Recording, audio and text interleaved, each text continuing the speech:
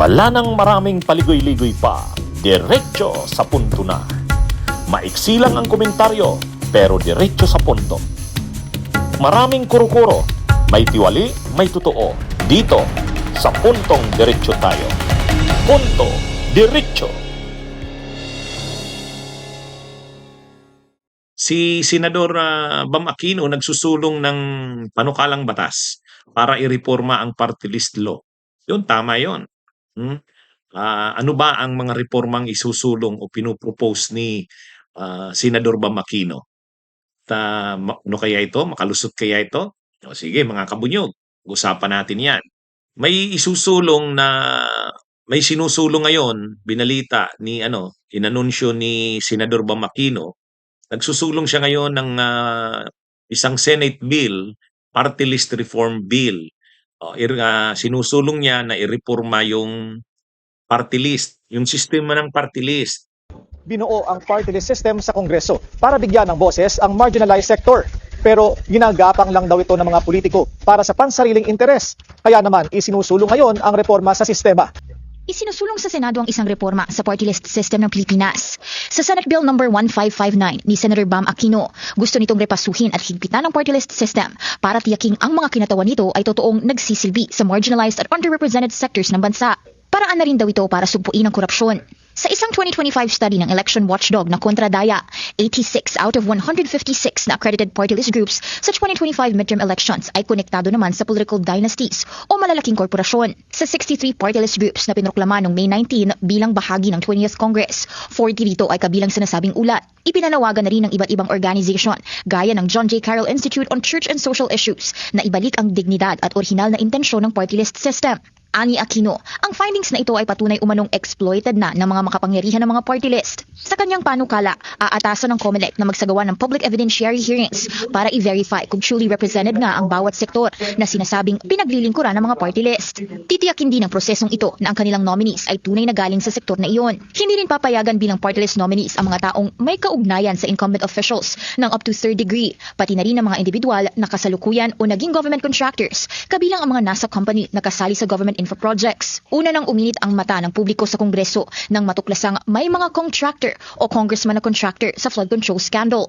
Ipinakilala ang party list system sa bansa noong 1998 matapos itong maging batas noong 1995. Sa ilalim nito, 20% ng kabuang miyembro ng House of Representatives ay nakalaan para sa party list groups. Ayon sa konstitusyon, bibigyan ng party list ng boses ang marginalized o underrepresented sectors sa Kongreso. Pero nagbago ang landscape ng party list system matapos ang landmark desisyon ng Korte Suprema noong 2013. Ayon dito, hindi na limited sa marginalized sectors ang party lists. Hanggat kinakatawan ng party ang basihan o anong gusto niyang ireporma, tama naman yung kasi yung konsepto ng party list na i-represent yung mga karoon ng kinatawan, ang mga marginalized, yung mga nasa laylayan na sektor at grupo sa lipunan ay magkaroon ng kinatawan sa Kongreso, sa Kamara lalo na, ay parang hindi nasusunod. Sabing obserbasyon naman yan ng halos lahat. So dito sa tinutulak na ito ni Senador Bam Aquino, magpo-propose siya ng mga measures o pagbabago, amyenda sa batas tungkol sa party list. So sa kanya, hindi para i-abolish ang party list, kundi i-correct, i-revise, magpasa ng party list reform bill, i-reforma. Ibig sabihin, yung mga loopholes, yung mga butas, yung mga hindi magandang nangyayari sa party list system ay mai-correct. Ang pinakamalaking hindi magandang nangyari sa party list system, ang nangyari ngayon, ang halos karamihan ng party list, 56 halimbawa, na party list yan, o 56 na party list, nakaupo sa Kongreso.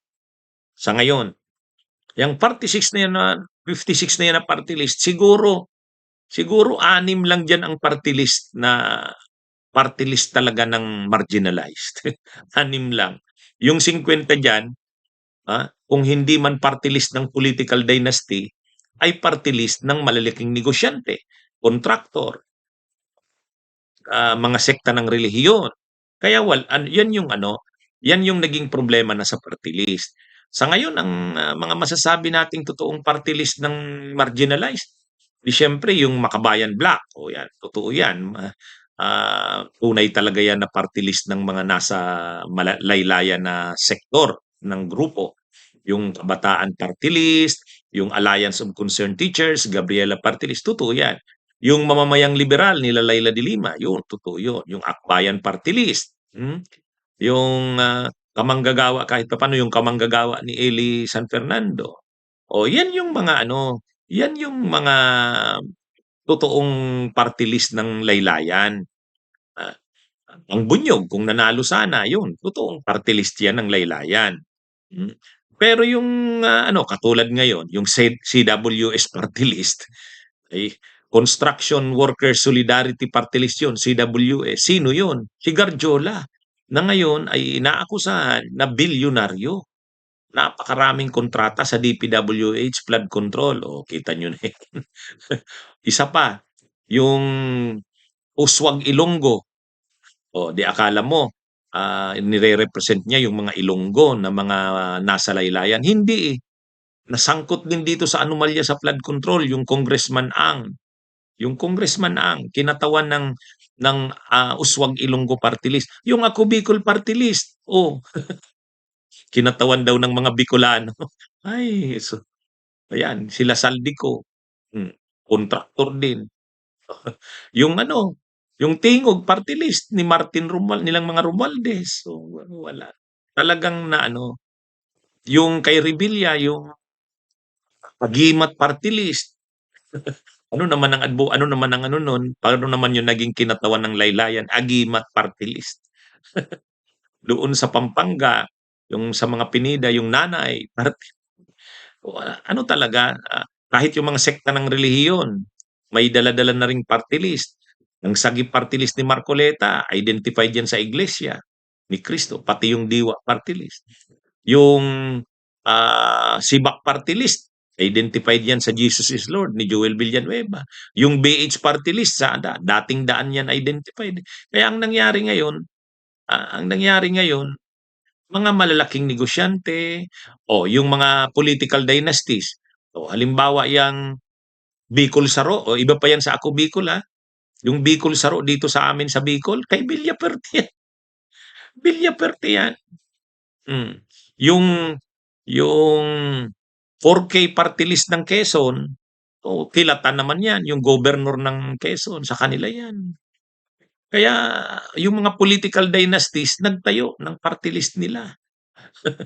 Actually, dito nga sa Bicol, may time na sila Saldico, dalawa ang party list niyan. Yung Ako Bicol sa BHW party list, kanila yan. Akala nga nung mga barangay health workers, sa kanila yung BHW. Sabi ko hindi, ang BHW, ang ibig sabihin niyan, Barangay Health Wellness Party. At ang nominee niyan, yung pamangkin ni Saldico. O, yung anak ni Kitoko, yung sa high tone. Yan yun. Kaya lang, hindi daw nila kasi alam yun. O, yan yun. Kaya maganda itong ginagawa ni Hindi naman dapat i-abolish ang party list law. Kailangan talaga i-reforma. Kaya maganda naman yang sinusulong na yan ni Senador Bam Aquino. Maganda rin kasi yung party list kasi kahit papano, katulad ng yang mga Makabayan Black na yan, katulad ng Makabayan Black, hindi naman sila mananalo kung ang mga kalaban nila ay mga halimbawa malalaban sila na kongresista sa district, hindi sila mananalo sa mga trapo, political dynasties. Pero at least pagdating sa party list, kahit mahirap ang laban, nakakapanalo sila. O, nagkakaroon sila ng boses sa Kongreso. Yan yung purpose ng party list law. O, kaya kahit papano ang bayan, kung lalaban yung mga si Chelyok, lalaban ng congressman halimbawa sa Batangas, hindi yan mananalo sa mga rekto. Hindi yan mananalo doon. Pero sa party list, nanalo yung akbayan. Yan yung kumbaga kahit papano, mayroong binibigay na espasyo para sa mga nasa laylayan. Ang problema lang, kinokontrol na ngayon at pinasok na ng mga negosyante, contractors, political dynasties, mga sekta ng relihiyon. Yun yung kailangang i-correct at i-reform. Tama yung gagawin na yan ni Senador Bam ay ni oy, no, ni Senador Bam Aquino. Hmm? Ah, Hindi i-abolish ang party list law, i-reform. Yan yung ano diyan, dapat diyan.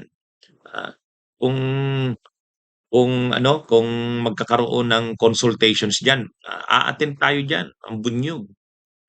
Tulad ng bunyog. So, marami sa Enso, maganda makapasok ka sa Kongreso. O kaya lang, ito na nga, kaya nga sumasali ang bunyog sa party list eh. Pero ang hirap din ng laban. Kasi iisa lang ang iboboto sa party list. Kalaban mo pa, mapipera. Imagine niyo yan. Ngayon naglalabasan yung mga party list na yan na mapipera. Sila Saldico, Tingog ni Romualdez, Garjola nung CWS. Tapos yung party list din yun. Yung Uswag Ilonggo yan. Kaya ano ito. Pero tama yan. Ireporma ang party list. Huwag alisin. Okay? So, mga kabunyog, mga kababayan, magandang araw sa inyong lahat. Bunyog, bunyog, halikan na kasama ka.